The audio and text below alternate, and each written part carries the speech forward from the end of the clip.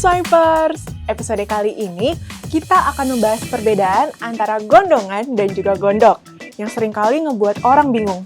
Mengetahui perbedaan ini sangat penting agar kita bisa menentukan pengobatan yang tepat. Yuk kita cari tahu perbedaannya bersama aku, Apoteker Adelia Ayu. Hanya di Pharma Kepo, kepoin abis farmasi.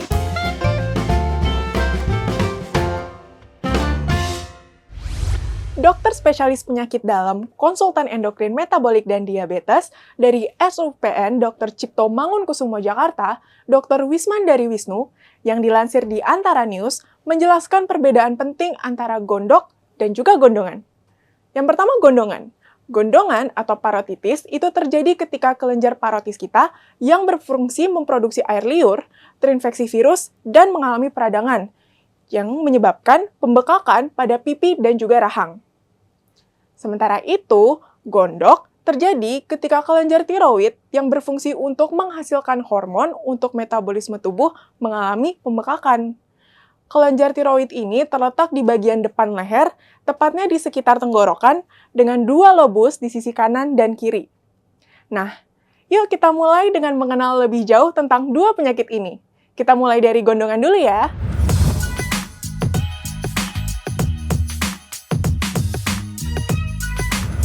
Gondongan adalah penyakit menular yang disebabkan oleh infeksi virus, yang biasanya menyerang kelenjar parotis atau kelenjar penghasil air liur, dan menyebabkan pembekakan. Penyakit ini terjadi ketika kelenjar parotis, yakni kelenjar yang berada terletak di bawah telinga, berfungsi untuk memproduksi air liur, mengalami peradangan akibat infeksi virus dari golongan paramyxovirus. Virus ini dapat menyebar dengan mudah melalui beberapa cara nih. Yang pertama, menghirup percikan lendir saat penderita batuk, bersin, dan berbicara. Yang kedua, melakukan kontak langsung dengan penderita, misalnya berciuman. Yang ketiga, menyentuh benda-benda yang ada di sekitar penderita, lalu menyentuh hidung dan mulut kita tanpa mencuci tangan terlebih dahulu. Dan yang keempat, berbagi alat makan dan minum dengan penderita. Selain virus, ada beberapa faktor nih yang dapat meningkatkan resiko seseorang terkena gondongan. Yaitu yang pertama, kita belum pernah menerima vaksin MMR yang melindungi terhadap penyakit campak, gondongan, dan rubella. Yang kedua, berusia di antara 2 hingga 12 tahun. Yang ketiga, memiliki daya tahan tubuh yang lemah. Misalnya, akibat menderita HIV/AIDS, menggunakan obat kortikosteroid dalam jangka panjang, atau sedang menjalani pengobatan kemoterapi. Dan yang keempat, tinggal atau berpergian ke daerah yang memiliki banyak kasus gondongan. Lalu, bagaimana kita tahu kalau kita terkena gondongan? Gejala gondongan ini biasanya baru akan muncul 12-25 hari setelah terinfeksi virus. Gondongan ditandai dengan pembekakan kelenjar parotis dan gejala penyakit infeksi. Pada beberapa penderita, gejala gondongan ini dapat lebih ringan atau menyerupai gejala pilek. Beberapa penderita bahkan tidak mengalami gejala apapun. Nah, berikut ini adalah beberapa gejala yang akan timbul saat terjadi gondongan. Yang pertama, pipinya bengkak. Bisa hanya satu sisi atau kedua sisinya akibat pembengkakan kelenjar parotis. Yang kedua, kita merasakan nyeri nih saat mengunyah atau menelan makanan. Yang ketiga, demam hingga 39 derajat Celcius. Yang keempat, mulut kering. Yang kelima, sakit kepala. Yang keenam, nyeri sendi. Dan selain itu ada nyeri perut, mudah lelah, dan hingga hilang nafsu makan. Gondongan perlu segera ditangani dengan baik karena dia bisa menimbulkan komplikasi serius, seperti penyebaran infeksi ke otak atau bahkan kehilangan pendengaran. Swipers, catat ini ya, ini ada beberapa cara penanganan gondongan. Yang pertama, cukupkan waktu tidur dan istirahat. Yang kedua, perbanyak minum air putih. Yang ketiga, kompres area yang bengkak dengan air hangat atau dingin untuk meredakan rasa sakit. Yang keempat, kita harus mengkonsumsi makanan lunak agar tidak perlu mengunyah terlalu banyak. Yang kelima, kita bisa konsumsi pereda demam dan nyeri seperti ibuprofen dan paracetamol. Banyak beredar informasi yang mengatakan bahwa penggunaan blau dapat mengobati gondongan. Namun, apakah itu benar ya? Berdasarkan informasi yang dilansir dari Antara News, Dr. Fitria Mahrunisa, spesialis anak, seorang dokter spesialis anak lulusan Universitas Gadjah Mada, menjelaskan bahwa pemakaian blau atau sabun cuci baju itu tidak bisa mengobati gondongan. Jadi, ini mitos ya, Swipers. Gondongan itu sebenarnya tidak memiliki pengobatan khusus, karena dia termasuk dalam penyakit yang dapat sembuh dengan sendirinya atau bisa kita sebut dengan self-limiting disease.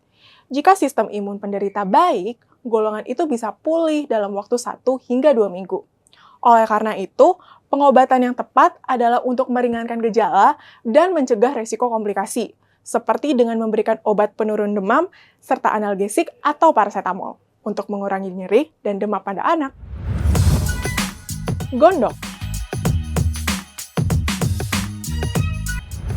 Penyakit gondok terjadi ketika kelenjar tiroid yang terletak di leher itu membesar, menyebabkan benjolan yang kita bisa lihat. Salah satu penyebab utama pembesaran kelenjar tiroid adalah kekurangan yodium. Tubuh memerlukan yodium untuk memproduksi hormon tiroid. Jika asupan yodiumnya itu cukup, kelenjar tiroid akan membesar untuk mencoba menangkap sebanyak mungkin yodium agar bisa memproduksi hormon tiroid yang diperlukan. Jadi, gondok bisa menjadi tanda bahwa kelenjar tiroid itu tidak dapat memproduksi hormon tiroid dalam jumlah yang cukup. Selain itu, ada nih beberapa penyebab yang dapat memunculkan gondok, seperti penyakit autoimun, di mana sistem kekebalan tubuh menyerang kelenjar tiroid. Kemudian, ada penggunaan obat-obat tertentu nih, seperti lithium dan juga amiodaron.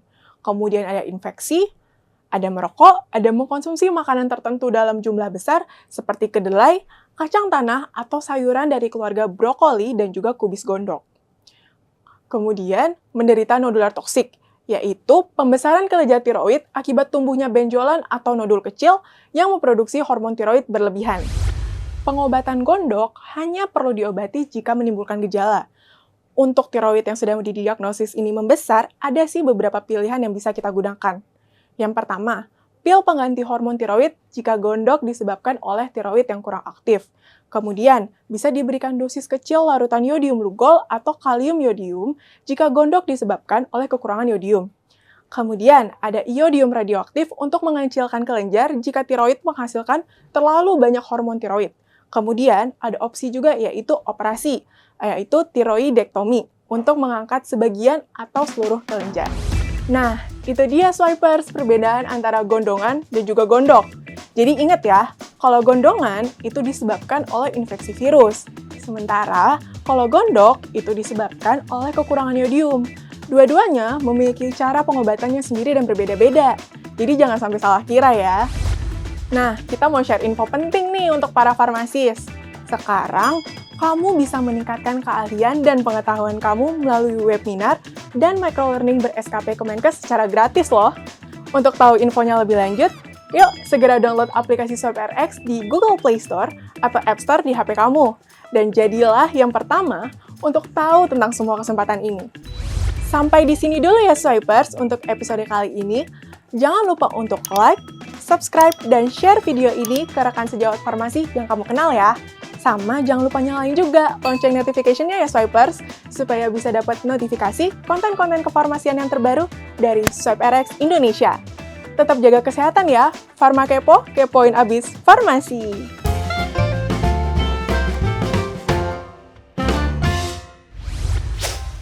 Swipe RX.